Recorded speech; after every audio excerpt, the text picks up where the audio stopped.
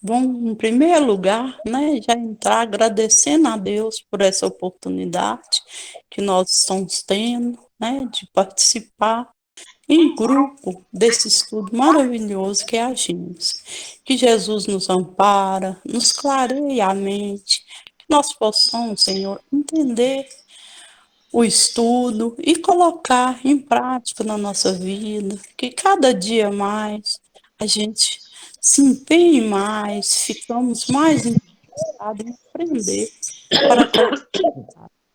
Que Jesus nos ampara, os bons espíritos que estão aqui, nossos anjos da guarda, que está conosco, que nos ajuda, nos intuindo que nós possamos entender melhor. Que Deus nos ampare hoje e sempre, e que assim seja. Assim seja. Assim seja. Obrigado. Gente, na semana passada a gente entrou no terceiro dia, né, da criação. Nós percebemos aí, à medida que fomos caminhando nos versículos, né, desde o dia primeiro até esse, um caráter de evolução, né? O livro Gênesis mostrando aí esses períodos da criação, mas no fim das contas, à medida que a gente vai observando a literatura espírita, o evangelho, e até algumas coisas que hoje a ciência já entende também, nós vamos percebendo aí que o objetivo, né, desses dias aí da criação é exatamente de mostrar para nós o caráter evolutivo que a gente conhece através da literatura espírita, e mais para frente também nós vamos ver que até a ciência, à medida que a gente for adentrando aí nesses dias, nós vamos ver que no meio científico também hoje já é mais ou menos, eu não vou dizer aceito, mas assim, com os estudos, né, que a ciência realizou nesse período mais recente nosso, recente que eu digo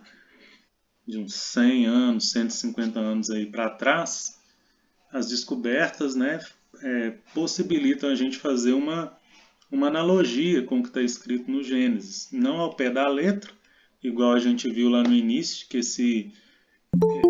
o livro não pode assim ser tratado como um livro de história ou um livro de ciência, mas a gente percebe através de uma correlação, né, pegando alguns símbolos, algumas interpretações, que as coisas vão se casando. Quer dizer, um livro que foi escrito, como a gente viu, mais ou menos 3.500 anos atrás, e que foi guiado, né, orientado por Jesus, por sua equipe de benfeitores. O que eu quero dizer? Moisés não escreveu esse livro por acaso ou só para tentar explicar para o povo da época dele como que surgiram as coisas, né, e também a questão do Deus único. Mas é aquilo que a gente comentou, à medida que a gente vai evoluindo, né, espiritualmente e também intelectualmente, a gente tem capacidade de abrir um leque maior de entendimento. E é o que a gente vem percebendo aí, trazendo nesses primeiros momentos à luz do Evangelho e da doutrina espírita, essa evolução descrita nesses dias. Só relembrando, nós vimos a questão do Deus único, né, criador de todas as coisas, as duas coisas que só Deus pode criar, que é espírito e fluido cósmico. Vimos a questão da cocriação e a partir do terceiro dia aqui, a gente já vê a ação direta de Jesus como co-criador em plano maior. Né? Nós vimos lá no estudo anterior, descrito principalmente aí no livro A Caminho da Luz, o Emmanuel gosta muito de frisar a questão de Jesus, né, ser o criador do nosso planeta e ter uma equipe, né, de benfeitores, de espíritos ali coordenados pelo Cristo que vão trabalhando. E quando a gente percebe o que está descrito nesses livros, a gente percebe também que esses dias da criação, eles não são dias, né, de 24 horas, como a gente conhece hoje, mas são períodos, né, muitas vezes aí períodos que vão durar milhões de anos. E é o que a gente vai reforçar a ideia hoje. No dia segundo, né, a gente conseguiu fazer uma analogia entre a criação do firmamento e a expansão, né, a criação dos planetas todos.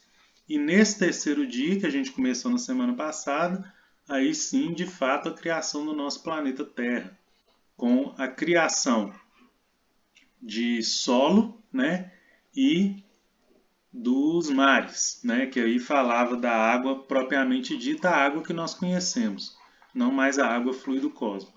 Fazendo também uma correlação com o que está escrito no Livro dos Espíritos, nós vimos lá que o Kardec separa os seres, né, em seres inorgânicos e orgânicos. A diferença dos seres inorgânicos é que não possuem vida, né? Não possuem reprodução, não possuem fluido vital. Então, são as pedras, né? A água, a terra, os minerais todos, né? São esses seres que não possuem o ar, né? São seres que não possuem aí vida, podemos dizer assim. E ele caracteriza como seres. E é interessante, porque sempre que a gente fala de seres, a gente lembra de ser vivo, mas na verdade Kardec foi muito feliz quando coloca essa terminologia de seres, porque nós começamos a ver a questão do princípio inteligente. O princípio inteligente é o estagiário do espírito, né? Nós podemos dizer assim. E por que Kardec foi feliz ao nomear, né, os seres inorgânicos? Porque no reino mineral, né, já começa o primeiro estágio do princípio inteligente, que foi o que a gente começou a ver na semana passada, nesse terceiro dia. No terceiro dia, né, quando a gente observa lá, existe terra, né, e na terra, consequentemente, tem minerais, existe água e existe o ar, que são os seres inorgânicos que Kardec coloca lá no Livro dos Espíritos. Então, embora, né, e aí talvez pode gerar um pouquinho de confusão, o princípio inteligente ele estagia primeiramente no reino mineral, mas não significa que ele tem vida. Ele não tem vida porque está num reino, né, de seres, né, com inorgânicos ou de compostos inorgânicos. Hoje na ciência é melhor falar assim, porque seres, sempre que a gente fala ser, a gente assimila com ser vivo.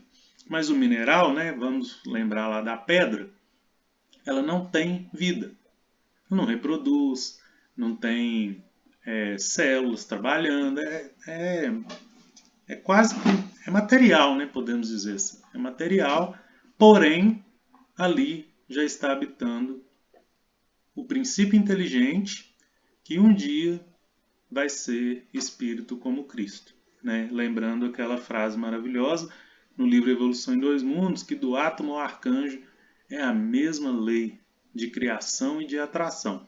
Então, o que é que o princípio inteligente vai aprender no reino mineral? Nós vimos lá que ele vai aprender ligação química a mais simples. Ele vai aprender a atração, né, entre um átomo positivo, com carga positiva, e um átomo, podemos dizer um íon, né, é melhor dizer assim na linguagem química.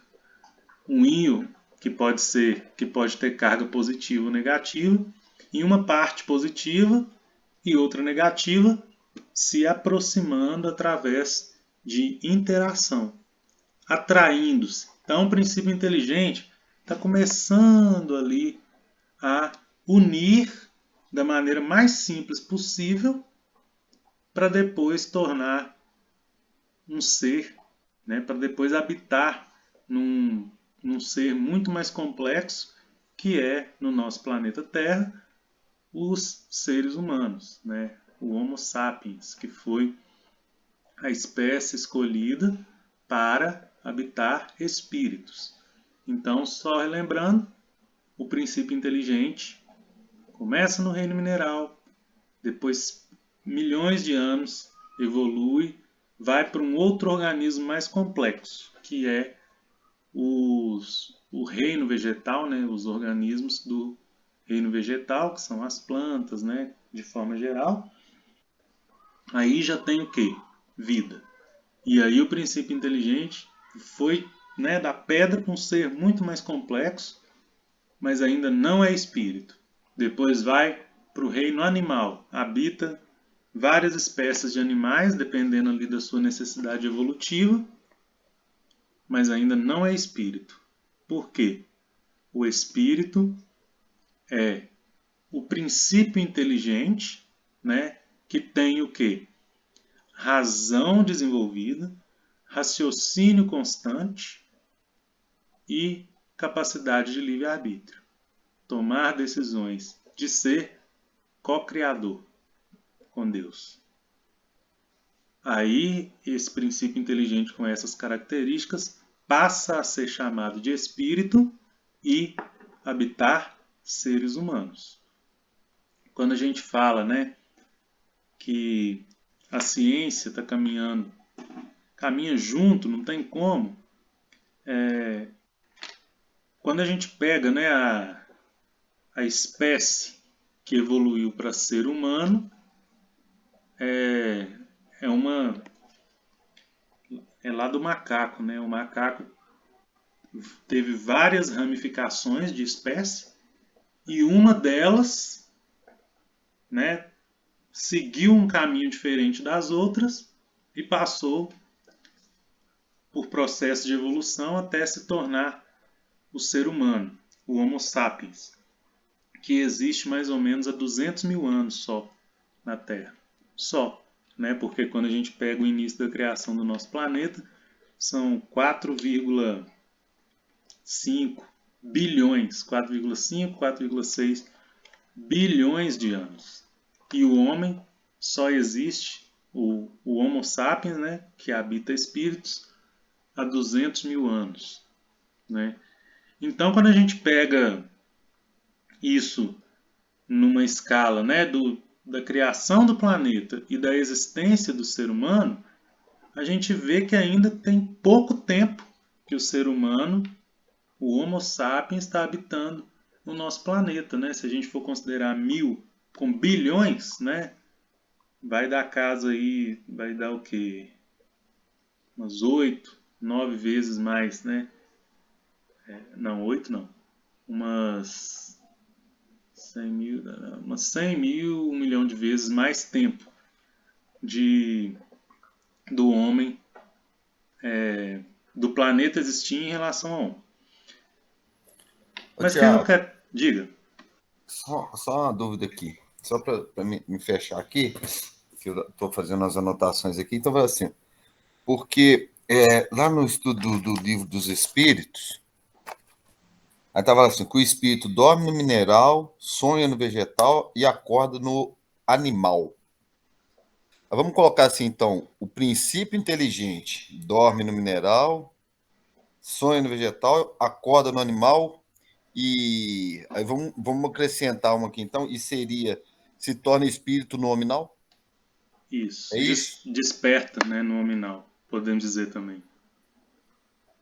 É isso mesmo. Só pode ser chamado de espírito no reino quando está habitando O reino. corpos do reino nominal, que no nosso caso aqui somos nós, seres humanos, no Homo sapiens. Mas aí já vai no Homo sapiens ou o sapiens sapiens? Homo sapiens. Tá. Só para me anotar aqui. Beleza. Aí quando a gente pega, né, por exemplo, essa ramificação do sapiens, né, do Homo sapiens, lá para os macacos, Isso ainda não está escrito, viu, gente? Aí é só, eu gosto de frisar, é só um pensamento assim que a gente pode começar a raciocinar, mas tem muita semelhança, né, do macaco para o homem. A gente vê lá, nossa, o macaco é muito esperto. Tem vídeo até engraçado, né?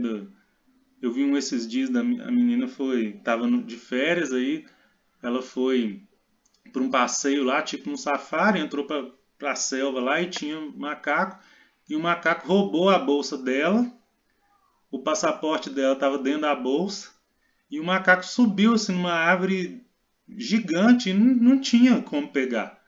Não sei como fizeram para pegar o passaporte da menina. Mas o que eu quero dizer? Parece que eles já têm assim interesses, né? Começa a despertar interesse nas coisas humanas.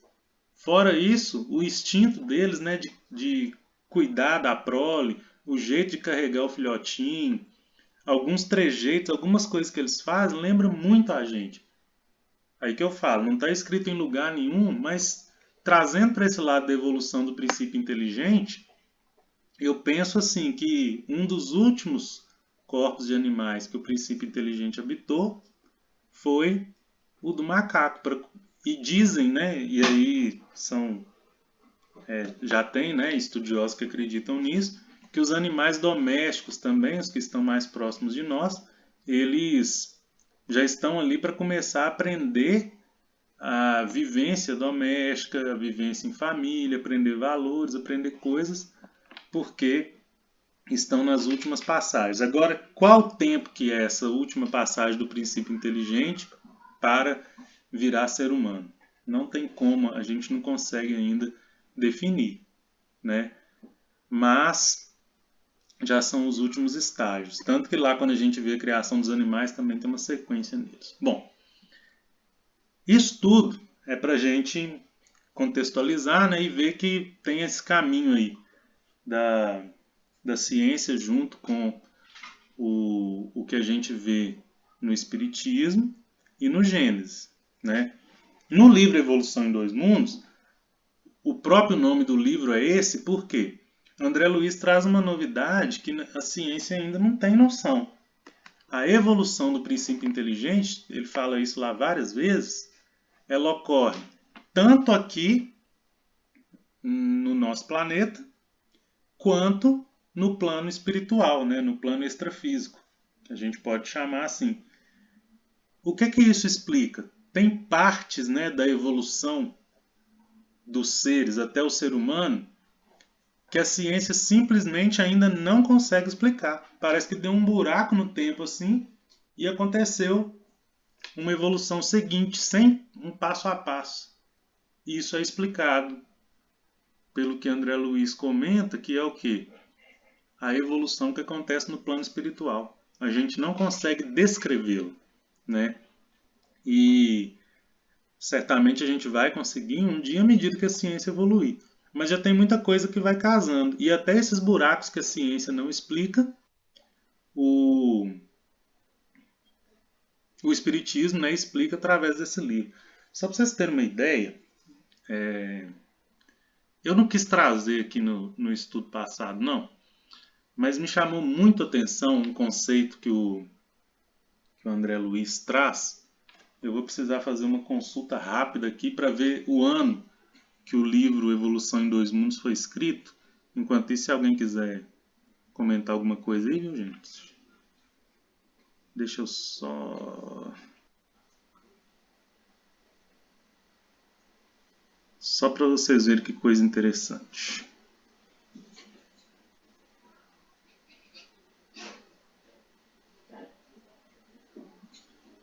Tá dando para ir, gente? Tá complicado? Como é que é?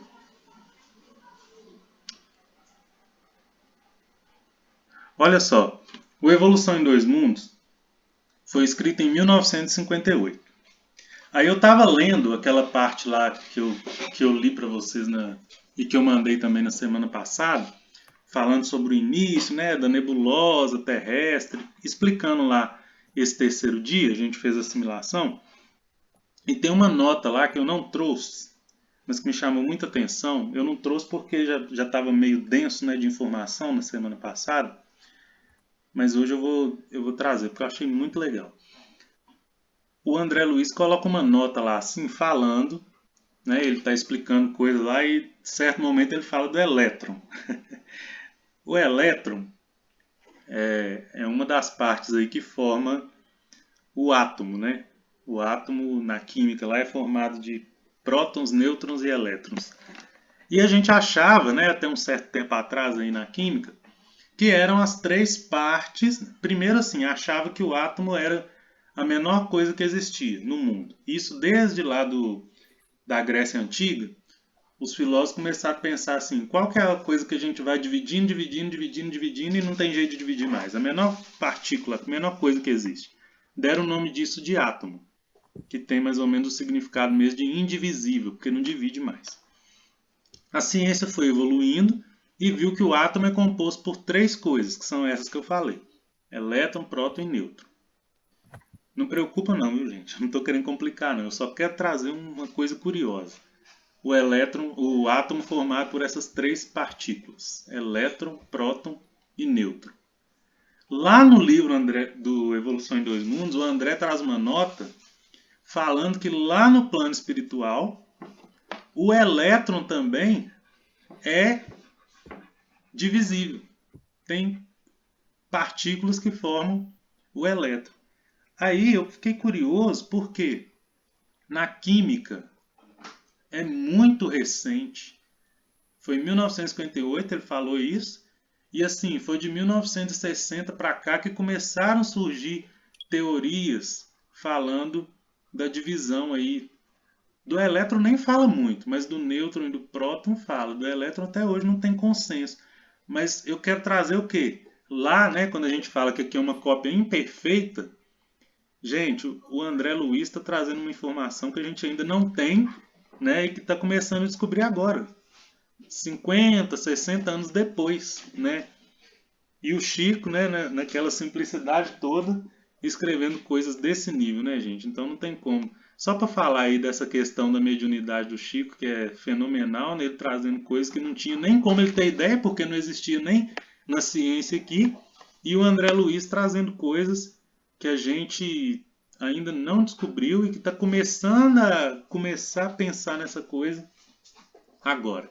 É só para contextualizar, não precisa preocupar com a química aí, não.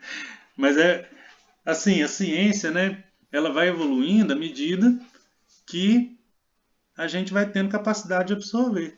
E o caminho é de lá para cá. Quer dizer, é a cópia, né, que eles falam.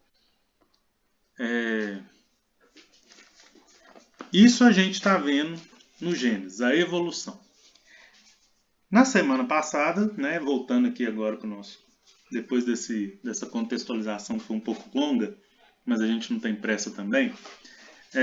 Na semana passada, então, nós vimos esse terceiro dia, né, com o aparecimento do solo, dos mares e o ar, né, subentendido, no livro dos Espíritos, seres inorgânicos. E aí, começa a chamar a atenção, vamos lá no versículo 10, a última frase dele: e Deus viu que era bom. O que é isso? É a aprovação de Deus ao trabalho feito por Jesus. Então a sintonia de Jesus com Deus é a seguinte: Deus disse: juntem-se num único lugar as águas de baixo, de cima e tal, para aparecer o solo firme. Deus deu a ordem, Jesus e sua equipe de espíritos realizaram, e após essa tarefa, Deus viu que era bom. Deus viu que era bom, deu outra tarefa: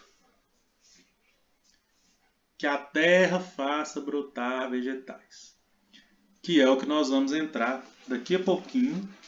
Mas antes disso, eu falei lá que a gente ia entrar no livro A Caminho da Luz. Eu mandei o PDF. Tiago, só para dar um adendo aí no que você estava falando, depois eu vejo a fonte, ele estava falando a respeito sobre o universo, sabe? Uhum. E que hoje nós conseguimos com o telescópio Hubble, né, que eu acho que é o mais potente que nós temos, que ele consegue alcançar X bilhões de anos-luz, galáxias tais, etc. Uhum. Ele não consegue ver além daquilo. Aí eles falaram assim, que a nossa ciência não tem condições de enxergar além do que eles enxergam, mas que Sim. existe mais. Só que eles chegaram à conclusão também que no micro-universo também não tem. É a mesma situação, ou seja, consegue chegar até um determinado limite, dali para frente não alcança. É como se tivesse um robô, um microscópio robô ao contrário, né? Um microscópio robô, né? Então, o que nós temos de tecnologia e que a ciência alcança vai até um limite, mas eles falam assim que o micro-universo ele é tão infinito quanto o macro-universo. É só para dar essa dentro, tá? Sim. Pera aí, só um minutinho.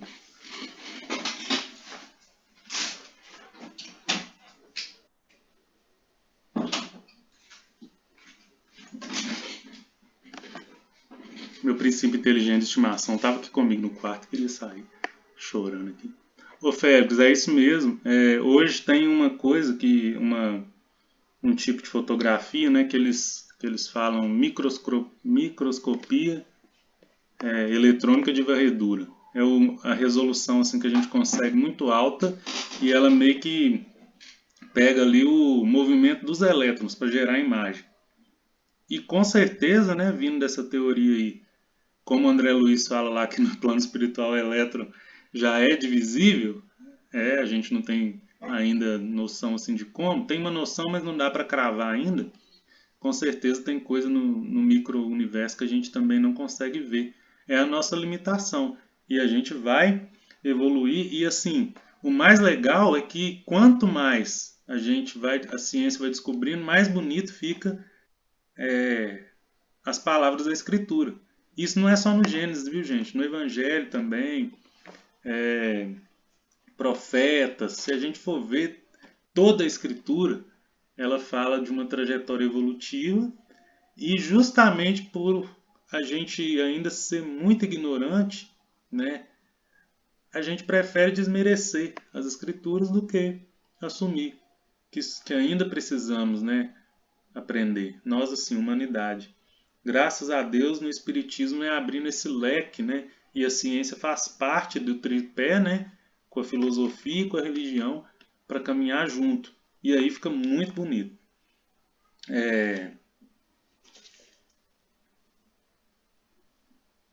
Eu separei aqui, no livro A Caminho da Luz, tem uma parte aqui que chama a solidificação da matéria. Está no capítulo 1 ainda, né, que fala da gênese planetária, e é o primeiro, segundo, terceiro, quarto. O quinto subtítulo, quem quiser acompanhar. Se não, depois acompanha com calma, eu vou ler aqui. Está falando mais ou menos, gente, do terceiro dia, só para a gente ter noção assim de como, né, que é descrito aqui no Gênesis de forma simples e resumida, mas o Emmanuel aqui traz para a gente o que está os bastidores, né? Como que isso aconteceu. Na grande oficina surge então a diferenciação da matéria ponderável, dando origem ao hidrogênio. Matéria ponderável é aquela que a gente consegue sentir de alguma forma, né? Dando origem ao hidrogênio. Curiosamente, o hidrogênio é o primeiro átomo da tabela periódica, olha só, a ciência. E é o átomo menor que existe também, que a gente conhece. Então ele foi o primeiro a surgir. As vastidões atmosféricas são amplo repositório de energias elétricas e de vapores que trabalham as substâncias torturadas no orbe terrestre. Vapor, né? Lá no terceiro dia começa a falar de água. O primeiro estado de água que surgiu no nosso planeta foi no estado de vapor, porque a temperatura ainda é alta, né? Então era como quando a gente ferve a água lá, esquece ela no fogo, que ela evapora. temperatura alta no início do nosso planeta existia vapor. O frio dos espaços atua, porém, sobre esse laboratório de energias incandescentes, e a condensação dos metais verifica-se com a leve formação da crosta solidificada. No terceiro dia lá, então, fala do surgimento do solo. E aqui está falando como que surgiu esse solo. Resfriamento da temperatura. Aí também, juntamente com o solo, se resfriou esse vapor, ele começa a condensar. O que é isso? Quando a gente está fervendo a água lá, que está subindo um vaporzinho de água, a tampa, a superfície da tampa, está menos quente do que o vapor subindo, e aí forma aquela gotícula, aquilo ali é condensação. Com os metais também, mesma coisa, em altíssimas temperaturas, o que a gente conhece de metal hoje no estado dúctil, duro, sólido, ferro, alumínio, quando aumenta muito a temperatura, o estado desses metais é quase que líquido, que a gente chama fundido. É um estado líquido, podemos dizer assim. Então, no início do nosso planeta, temperaturas muito altas, esses metais fundidos e começam a solidificar. É o primeiro descanso das tumultuosas comoções geológicas do globo. Formam-se os primitivos oceanos, onde a água tépida sofre pressão difícil de descrever. Com certeza uma pressão muito alta, que a gente não tem nem noção. A atmosfera está carregada de vapores aquosos e as grandes tempestades varrem em todas as direções a superfície do planeta. Mas, sobre a Terra, o caos fica dominado como por encanto. Olha que bonito isso aqui, é o início do trabalho do Cristo. No espaço ainda meio que tumultuado, energias para tudo quanto é lado, tempestades e tal. Sobre a Terra, o caos fica dominado como por encanto. As paisagens aclaram-se, fixando a luz solar que se projeta nesse novo teatro de evolução e vida. As mãos de Jesus haviam descansado após o longo período de confusão dos elementos físicos da organização planetária.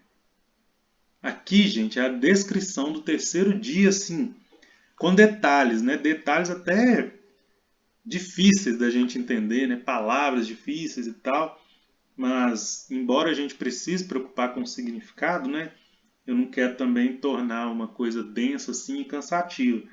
É só mostrar que não é assim, não é um dia, não é simples assim. Teve todo um processo e frisar, gente, a coordenação de Jesus. Junto com isso aqui tudo, então, o André Luiz traz lá e a gente viu, aqui é Emmanuel, gente? Semana passada a gente viu no André Luiz que o planeta estava pronto para começar a receber as mônadas. O que é mônada? Fui pesquisar hoje. Forma simples, assim, pequena e simples. Então, querendo dizer mesmo do princípio inteligente. E a gente volta lá nos espíritos criados simples e ignorantes. Esse período aqui, junto com o que André Luiz falou lá no Evolução em Dois Mundos, é o terceiro dia com a ascensão, o início do estágio de princípios inteligentes no nosso planeta. Esses princípios inteligentes somos nós? Pode ser, Mas é bom lembrar que o nosso planeta, e o André Luiz fala isso também, dependendo, a gente passou alguns estágios evolutivos em outros planetas e mesma coisa que na Terra. Princípios inteligentes evoluíram parte aqui e depois foram para outros orbes. Por quê? A criação de Deus não é só aqui. A gente está descrevendo a criação do nosso planeta realizada por Jesus. Mas, por exemplo, os capelinos, Quando a gente vê lá o Degredo de Capela, já vieram o quê? Espíritos prontos para encarnar no nosso planeta, para encarnar em seres humanos. Ou seja, eles começaram uma evolução em outro orbe e vieram passar uma parte dela ou terminar ela aqui. Então não quer dizer que a gente começou aqui nesse estágio, a gente pode ser capelino, pode ter vindo de outro canto, ou podemos também ter começado aqui no nosso planeta. O mais importante é a gente lembrar que essa criação de Deus, tanto aqui, né, no nosso planeta, quanto no átomo, quanto no universo, todos respeitam uma mesma lei divina, universal e de amor. Uma lei que destina todos os seres da criação divina à perfeição. Então é por isso que pode haver esse intercâmbio, né? É a mesma coisa assim, eu quero aprender inglês, né? Aí eu vou passar um tempo lá nos Estados Unidos, porque aí eu vou ser obrigado a falar, comunicar com o pessoal, Estados Unidos ou outros países que falam inglês. Porque eu quero evoluir e aprender inglês, então eu vou para lá, lá é o melhor lugar, né? Lá eu vou ter provações, eu vou ter chances, eu vou ter meios de colocar em prática. Mesma coisa no nosso planeta. A gente vai ter testes, provações, meios de colocar em prática aquilo que é deficiente ainda em nós. E também o que já é, né, evoluído, que nós já temos de qualidades positivas para evoluir nesses dois aspectos. Continuando aqui no Caminho da Luz, o próximo subtítulo é O Divino Escultor. Escultor. Antes de ler, essa palavra escultor, o Haroldo chama atenção lá no estudo dele, eu queria lembrar aqui também. Escultor é o que, gente? Pega a matéria bruta, né? E vai trabalhando nela, tirando a crosta, tirando o excesso, até chegar numa forma perfeita. Quando a gente pensa, aí escultor, né, o final é uma escultura, uma obra de arte, mas pega um bloco de pedra, por exemplo, e vai talhando ele, batendo até ter o formato, quer dizer, pega algo grosseiro e vai trabalhando para tornar algo mais, não é simples, para tomar a forma final, né? Quer dizer, Deus, quando nos fez, já tem, não podemos dizer em mente, porque a gente não sabe se Deus tem em mente, mas fato é que Deus, ao nos criar, já sabe qual que é a nossa destinação final. Então, esse processo, né, que a gente vai passando é como se fosse um processo de esculpir mesmo, de tirar as arestas, né, de podar, de tirar os excessos até a gente chegar naquela forma final que Deus planejou para nós, que Ele tem aí planejado, já tem desde o início. Então esse título aqui não é à toa, o Divino Escultor. Sim, ele havia vencido todos os pavores das energias desencadeadas com as suas legiões de trabalhadores divinos. Aqui está falando de Jesus, né? Então Jesus também é um divino escultor, porque ele é co-criador em plano maior. Ele consegue trabalhar, né, e coordenar de forma que nós atinjamos o objetivo final que Deus colocou para cada um de nós. Então ele é divino escultor também. Com legiões de trabalhadores divinos. Então é o Cristo coordenando uma pleiade de espíritos, né? Lá no caminho no Evolução em Dois Mundos, o André Luiz já chama esses espíritos de ministros do Cristo. E aí ele dá exemplos, né, que a gente conhece: Buda, Krishna, Sócrates, todos espíritos da Pleiade, coordenados ali por Jesus. Não estou dizendo que são eles que estão aqui desde o início, mas no nosso tempo moderno, assim, nós temos esses espíritos aí como exemplo, trabalhadores divinos.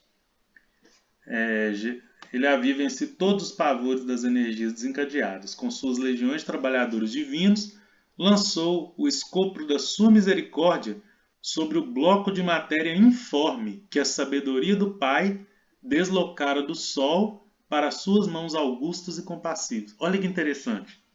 aqui fala um pouco do segundo dia, né? A separação entre águas e águas, olha só. A sabedoria do Pai deslocara do sol. Lembra que lá no segundo dia não tinha aprovação do Deus viu que era bom? Aqui tem a confirmação. Ainda era o Pai agindo, deslocando o fluido cósmico, né? E deixando ali para Jesus a porcentagem correspondente ao que seria a Terra. Né? Então Deus deslocou do Sol ali, do que eles chamam também de nebulosa, para as mãos augustas e compassivas do Cristo. Operou a escultura geológica do orbe terreno, talhar é quando, lembra madeira, né, gente? As esculturas de madeira, elas são talhadas. Pode ser também pedra talhada, né? Operou a escultura geológica do orbe terreno, talhando a escola abençoada e grandiosa, na qual o seu coração haveria de expandir-se em amor, claridade e justiça. Com seus exércitos de trabalhadores devotados, estatuiu os regulamentos dos fenômenos físicos da Terra. Sabe o que é isso aqui? As leis que governam o nosso planeta, foi Jesus que fez. Lei da gravidade, né? As leis naturais todas, que não fogem do seu percurso, né? Todas elas, a lei de atração do elétron, que mais? A lei do magnetismo, todas estabelecidas por Jesus. Né? Então, quando fala lá que Newton descobriu a gravidade, tá certo, ele descobriu, ele não inventou, porque já existia, né? Desde o início, foi Jesus que criou. Organizando-lhe com seus exércitos trabalhadores devotados, estatuiu os regulamentos dos fenômenos físicos da Terra, organizando-lhes o equilíbrio futuro na base dos corpos simples de matéria, cuja unidade substancial os espectroscópicos terrenos puderam identificar por toda a parte no universo da galáxia, no universo galáxico. Organizou, lembra um pouco o que o Félix comentou aí, ó, essa parte aqui, né? O que a gente consegue ver aí com o Hubble, hoje com os microscópios avançados, já existia tudo antes, gente, já existia. Não é novidade, é novidade para nós, para Jesus não. Organizou o cenário da vida, criando sob as vistas de Deus, olha só, sob as vistas de Deus, o Deus viu que era bom, Deus monitorando, né? Olha como que bate. O indispensável à existência dos seres do porvir. Né? Jesus, sobre as ordens de Deus, fazendo o indispensável à existência, preparando as condições para que nós pudéssemos existir. Fez pressão atmosférica adequada ao homem, antecipando-se ao seu nascimento no mundo. No curso dos milênios, terceiro dia aqui, gente, milênios, no curso dos milênios, estabeleceu os grandes centros de força da ionosfera e da estratosfera, polos, né, magnéticos, onde se harmonizam os fenômenos elétricos da existência planetária. E edificou as usinas de ozônio a 40 e 60 quilômetros de altitude, para que filtrassem convenientemente os raios solares. Isso aqui é a famosa camada de ozônio, né, que a gente fala aí, que a gente está destruindo, né, gente? Olha só, nós somos co-criadores em plano menor, mas na verdade nós temos trabalhado aí destruindo o que já estava pronto, né? A camada de ozônio tem uma parte significativa dela aí que foi destruída por causa de poluição, né, de negligência ambiental e tudo. Então a gente tem que abrir o olho. Cristo que fez, o Cristo que fez camada de ozônio, está aqui. Para que filtrassem convenientemente os raios solares, manipulando-lhes a composição precisa, a manutenção da vida organizada no orbe. O Cristo definiu todas as linhas de progresso da humanidade futura, engendrando a harmonia de todas as forças físicas que presidem ao ciclo das atividades planetárias. O que está escrito nisso tudo aqui? O Cristo, sob ordens e orientação de Deus, planejou o nosso planeta para que pudesse receber a vida, né? Deixou tudo pronto.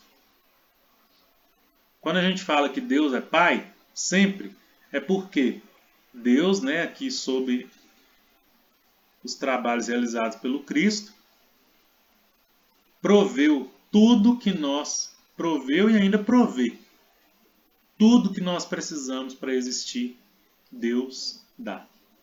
Então ele é Pai nesse sentido também de dar tudo que nós precisamos. Tiago, Oi, e essa parte fala, precisa manutenção da vida organizada no orbe, faz a gente pensar, né? Porque realmente tudo foi criado nos mínimos detalhes para que a gente pudesse ter uma vida organizada. Só que as nossas desordens, né, os nossos desequilíbrios é que vão causando isso aí, né? Essa destruição de uma camada de ozônio, né, através de poluição, de tantas outras coisas que são nada mais, nada menos do que o reflexo das nossas confusões mentais. é isso mesmo, muito bem colocado. E quando a gente lembra desse tipo de, né, aqui a gente deu um exemplo macro, né, em grande escala, que é a destruição da camada de ozônio.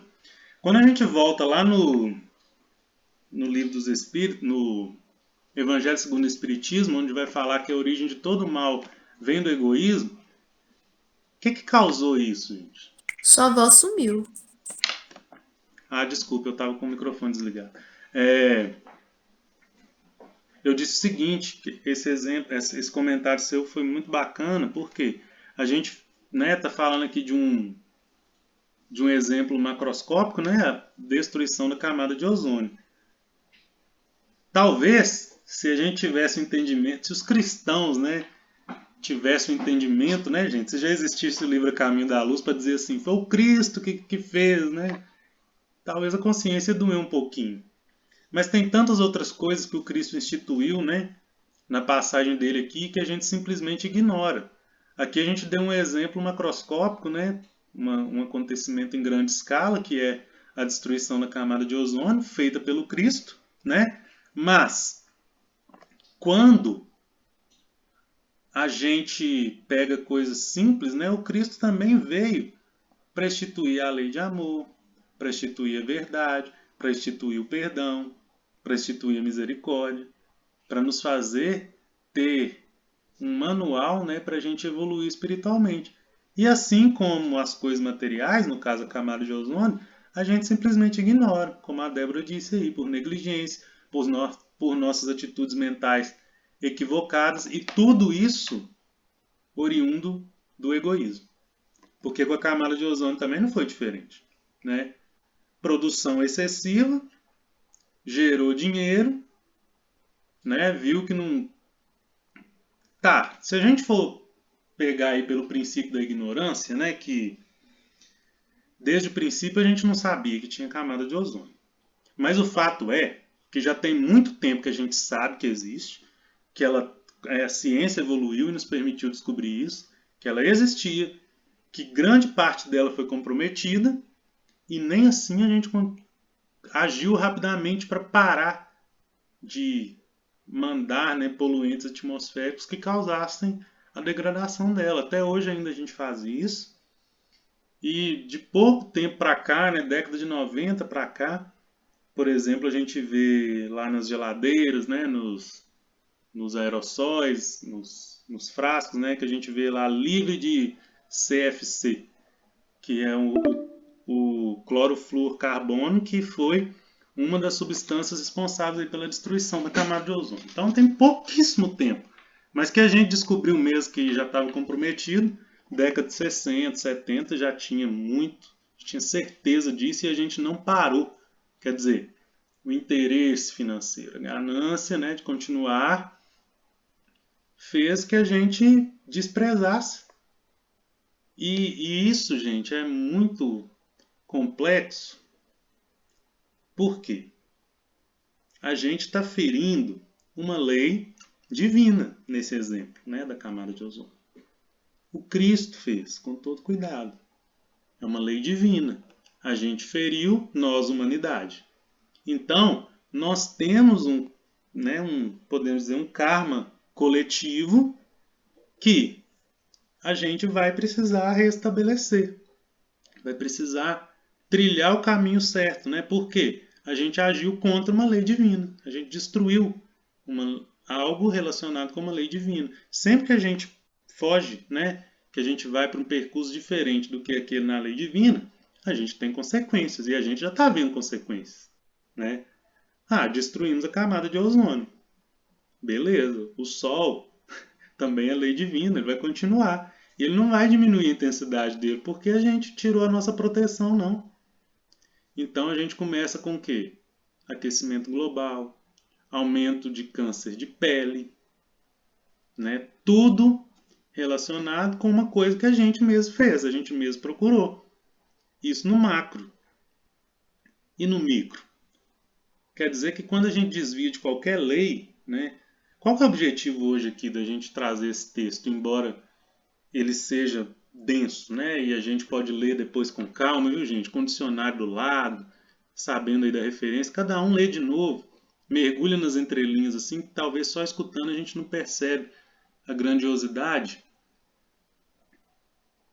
Eu quero dizer, trazer isso hoje para mostrar assim que desde o princípio o cuidado do Cristo com a gente é nos mínimos detalhes, né? Ali é o terceiro dia, é mais ou menos o início da criação do nosso orbe e o Cristo com todo cuidado desde lá, né? E esse exemplo aí foi muito legal porque traz uma coisa, né? Traz uma coisa assim do nosso cotidiano, né? Uma coisa que está no auge há muito tempo, né? Que é essa camada de ozônio aí. O que a gente fez com a camada de ozônio para a gente, para simplificar, é a mesma coisa de eu pegar um guarda-chuva, sair, né? Que me protege da chuva. Aí por algum motivo eu faço buraco no guarda-chuva e saio na chuva. Quer dizer, eu vou molhar mais, né? Camada de ozônio é essa proteção que a Terra tem contra os raios solares ali mais, com uma energia mais deletéria para nós, podemos dizer assim, que agride o nosso corpo, né? Os raios UVA, UVB e tal, os ultravioleta lá. E essa camada serve para proteger a gente disso. Parte dela foi comprometida, esses raios vão passando. E o Sol não vai parar de brilhar, não vai parar de fazer o serviço dele, não. A gente comprometeu, é o que eu disse. O objetivo, né, disso tudo é que da mesma forma nesse macro, trazendo aí, né, como a gente faz lá no minucioso, para as nossas aplicações atuais, qualquer lei divina, qualquer ensinamento do Evangelho, do Cristo, que a gente compromete, que a gente desvia, que a gente ignora, que a gente é negligente, nós temos consequência, né? Porque essa mesma lei, ela é perfeita no sentido de que Deus não castiga ninguém. Desde o início ele criou leis que agem, independente das nossas ações. E a gente tem consequências. E reagem. Agem e reagem, bem colocado, né? A gente tem consequências justamente por causa do quê? Dessas reações, né? Dessa lei que não vai parar por causa de capricho nosso. Então, hoje fica para a gente essa colocação, ainda o terceiro dia. No próximo a gente vai ver aí a transição, né? Porque falamos primeiro do princípio inteligente, que já começou a habitar nosso planeta, no mineral. E aqui o Cristo agindo para que pudesse haver vida no nosso planeta. Aí depois a gente vai passar para o quarto dia, que é o início da vida. Vegetal, né? Princípio inteligente já está habitando um ser orgânico, com vida, e aí só tem vida porque o Cristo teve esse cuidado anterior. Ok, gente? Eu vou fazer a prece final E vai sobrar uns minutinhos se alguém quiser comentar, tá bom? Vamos então agradecer a Deus, nosso Pai, a Jesus, nosso Mestre, a oportunidade bendita, onde estivemos reunidos em seu santo nome, rogando por todos nós aqui presentes, pelos nossos lares, pela nossa terra, o nosso lar planetário, onde estamos aqui para aprendizado, para evolução, onde foi tudo tão bem planejado pelo nosso Mestre Jesus, pelo Cristo de Deus, que desde o princípio cuida de nós e cuida até hoje.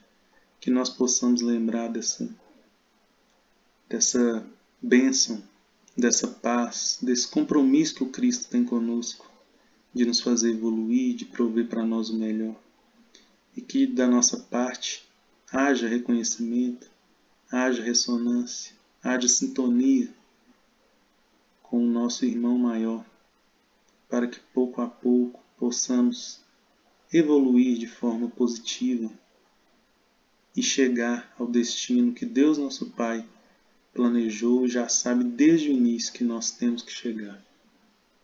Amparados pela força do Cristo, pelos nossos benfeitores amigos, pelo nosso anjo da guarda, agradecemos imensamente a oportunidade de onde estivemos aqui reunidos, que possamos continuar com esse interesse, com o nosso propósito de mudança, abençoados também pelo Evangelho, pela doutrina espírita e pelos ensinamentos contidos no livro do Gênesis e nas Santas Escrituras. Sê conosco, Mestre, hoje, agora e sempre, que assim seja. Assim seja. Que assim seja. Gente, eu mandei lá Tem 3 minutos ainda. Eu mandei o livro, né, o PDF lá, do Caminho da Luz. Eu tinha mandado também do Evolução em Dois Mundos. Eles são bacanas nesse início aí, porque eles trazem, né, esses bastidores. Então, fazendo um estudo ali paralelo dos dois, a gente consegue esmiuçar bem esses dias da criação e a gente vê aí que tem muito, né, tem muito a ver o que está no texto bíblico com o que está nesses livros. Quer dizer, não foi à toa, né, que esses livros foram escritos. São obras assim para dar esse suporte mesmo, né, no entendimento aí do Gênesis. E para a semana que vem, nós vamos continuar, como eu disse, falando desse... Nós vamos continuar, né? Talvez já vamos passar para o 4º dia. Quem puder ir lendo aí a continuação do Caminho da Luz, e também o que eu mandei lá do Evolução em Dois Mundos, já vai, né, pegando, não vai ficando assim uma coisa tão nova, né? Quando a gente lê mais vezes, a gente começa a assimilar melhor. Bacana, gente. Qualquer coisa também pode mandar no grupo lá, ou no particular, tá bom? Obrigado a vocês aí. Bom resto de semana e até terça que vem. Obrigada a você. Boa noite para todos, gente. Boa noite, com Deus. Boa noite para todos. Obrigada. Obrigado. Tchau. Obrigado, com Deus.